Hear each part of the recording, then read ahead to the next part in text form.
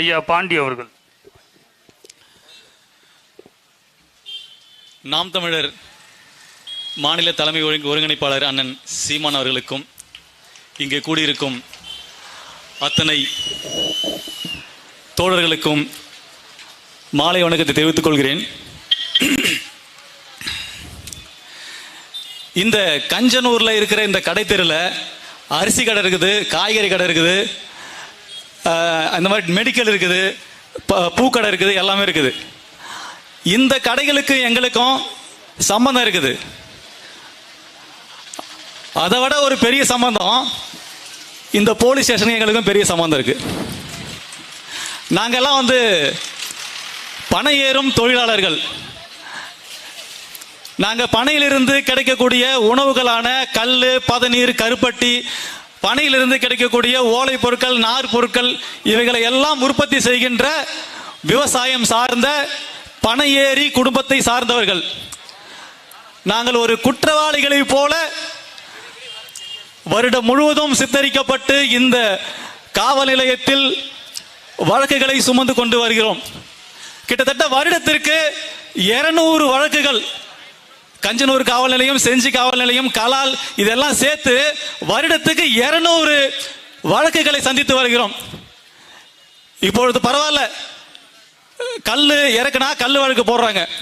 ஒரு 3 ஆண்டுகளுக்கு முன்னாடி கல் இறக்கும் தொழிலாளர்கள் மீது சாராய பொய் வழக்கு போட்டு 15 நாள் ரிமாண்ட் பண்ணி தண்டிச்சுட்டு வந்தாங்க.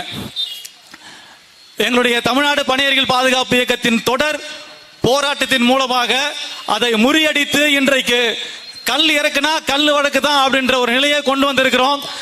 எங்களுடைய போராட்டத்திற்கு ஆரம்ப காலம் முதற்கொண்டே நாம் தமிழர் கட்சி தொடர்ந்து எங்களுக்கு ஆதரவு தெரிவித்து வந்திருக்கிறது. எங்களுடைய உண்ணாவிரத போராட்டத்திலும் சரி, எங்களுடைய தொடர் 138 நாள் தொடர் போராட்டம் நடத்தினோம். அந்த போராட்டத்திலும் சரி தொடர்ந்து எங்களுக்கு ஆதரவு தெரிவித்திருந்தார். அண்ணன் சீமான் அண்ணன் அவர்கள் தொடர்ந்து எங்களுக்காக குரல் கொடுத்து வருகிறார். அதற்காக அந்த கட்சிக்கும் அண்ணனுக்கும் நன்றிகளை தெரிவித்துக் கொள்கிறோம். இந்த தமிழ்நாட்டில் கல்லுக்கு தடை என்பது ஒரு மோசமான அயோக்கியத்தனமான ஒரு சட்டம். அது கிட்டத்தட்ட 87 ஆண்டுகளுக்கு முன்னாடி வெள்ளைக்காரர்களால், அதாவது இந்த மண்ணை வெள்ளைக்காரர்கள் ஆளும் போது போடப்பட்ட சட்டம் இன்று வரை அதில் ஒரு திருத்தம் கொண்டு வரப்படாமல், அந்த சட்டத்தை நீக்கப்படாமல் இன்னும் அதை உயிர்ப்போடு வைத்துக் கொண்டு பனையேறிகளை வதைத்துக் கொண்டு கிட்டத்தட்ட பனை சார்ந்த தொழிலாளர்கள் 30 லட்சம் பேரை தமிழ்நாட்டில் இருந்து வெளியேற்றிருக்கிறார்கள் என்றால் அது மிகப்பெரிய கொடுமை, மிகப்பெரிய வன்முறை. அது ஒரு இன அழிப்பை இந்த தமிழக அரசு தொடர்ந்து நடத்தி கொண்டு வருகிறது. அது இந்த அரசு அந்த அரசு எல்லாம் கிடையாது. இதுவரைக்கும் ஆண்ட அத்தனை அரசுகளும் பனையேறிகளுக்கு எதிரான கொடுமைகளை, பனையேறிகளுக்கு எதிரான இன அழிப்பை நடத்தி கொண்டு வந்திருக்கிறது. சரி, கல்லை எதற்காக இவங்க தடை பண்ணாங்க அப்படின்னு கேட்டோம்னா, கல்லுல கலப்படம் நடந்தது, அந்த கலப்படத்தை எங்களால் கட்டுப்படுத்த முடியல, அதனால நாங்கள் தடை பண்றோம் அப்படின்னு சொல்றாங்க.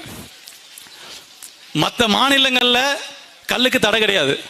அங்கெல்லாமே இவங்க அந்த மாநிலத்திலையும் கல்லுக்கு அதில் நடக்கிற கலப்படங்களை கட்டுப்படுத்துறாங்க இல்லையா? இவங்களால ஏன் தடை பண்ண முடியல? ஏன்னா இவங்க சரியான நிர்வாகம் செய்கின்ற அரசு அல்ல. இவர்கள் லஞ்ச லாவணத்தில் இவங்க மூழ்கி போய் கிடக்கிறாங்க. ஓட்டுக்கு பணம் கொடுத்து வாங்கி அந்த வெற்றியின் மூலமாக மக்களை ஆண்டு மக்களுடைய ரத்தத்தை உறிந்து கொண்டிருக்கிறார்கள்.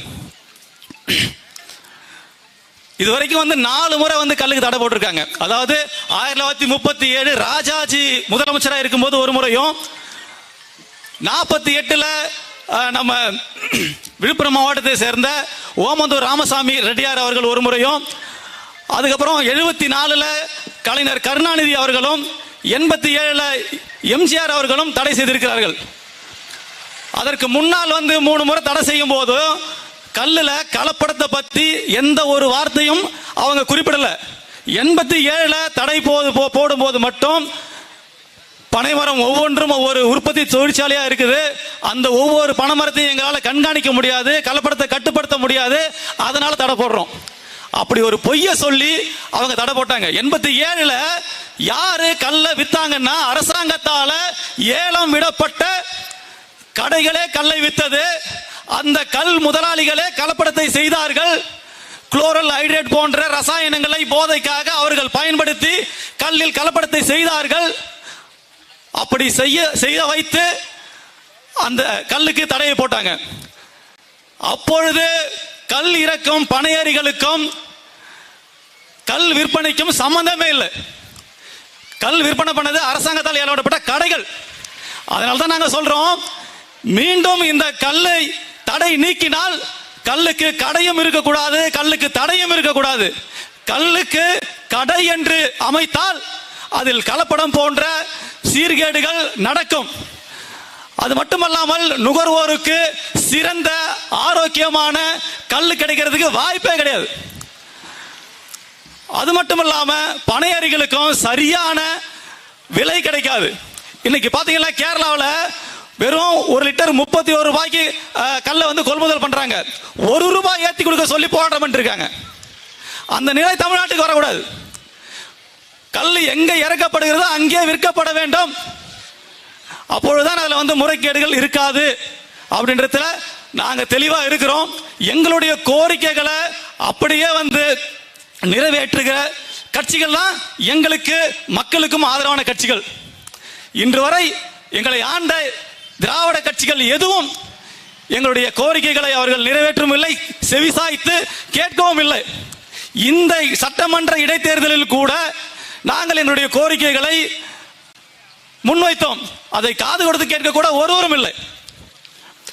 இந்த சட்டமன்ற இடத்தொகுதியில் இதுக்கு முன்னாடி நடந்த தேர்தல்களில், அதுக்கு முன்னாடி நடந்த ஆட்சியாளர்கள் எல்லாருமே வந்து எங்க கிட்ட பொய் வாக்குறுதிகளை கொடுத்து எங்களை ஏமாற்றி வந்திருக்கிறார்கள். நாங்க வந்தா உங்களுக்கு வந்து நல்லது செஞ்சிருவோம், நாங்க வந்தா தடை நீக்கிறோம் அப்படின்னு சொல்லிட்டு வாய்மொழியா தொடர்ந்து வந்து எங்களை ஏமாத்தி வந்திருக்காங்க. அதனால இந்த விக்கிரவாண்டி சட்டமன்ற இடைத்தேர்தல நாங்க என்ன செஞ்சிருக்கோம்னா, வேட்பாளர்களோடு ஒரு ஒப்பந்தம்.